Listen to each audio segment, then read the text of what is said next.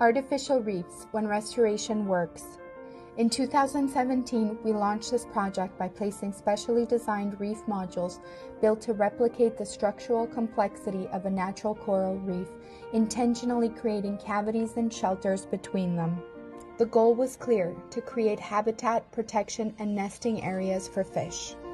Before, this was a seagrass area with no significant marine life presence. Today, it is a pilot project with the highest density and diversity of marine life between Macao and Cabeza de Toro.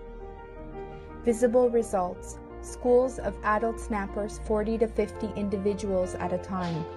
A constant presence of groupers, snappers, barracudas, trumpetfish, and many other species.